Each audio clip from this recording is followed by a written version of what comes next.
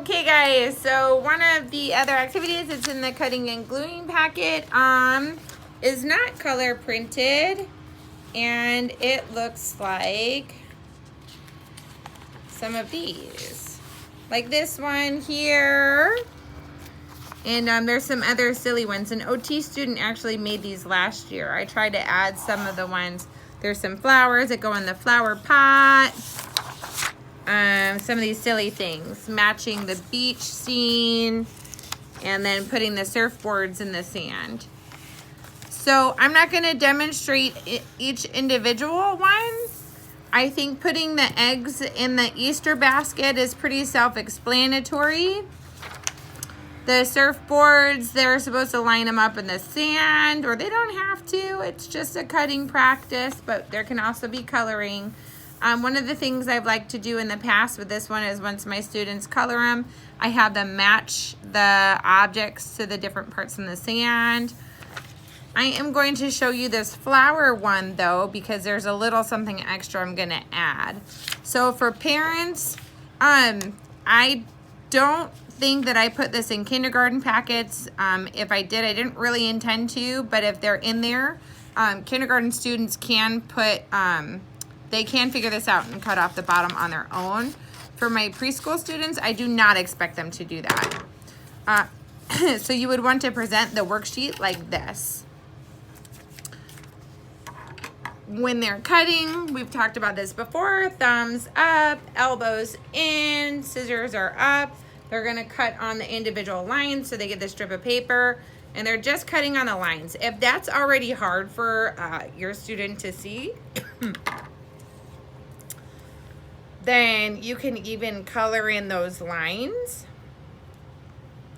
with any color just to kind of make it visually pop out a little bit more. And sometimes that's just that is enough.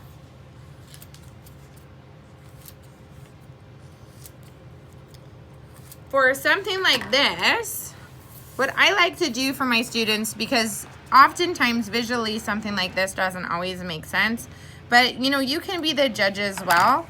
I like to just put little like dots on the paper and see if my students can put the glue on the dot, so it gives them something to aim for. So I'll say like, oh, put the glue on the dot.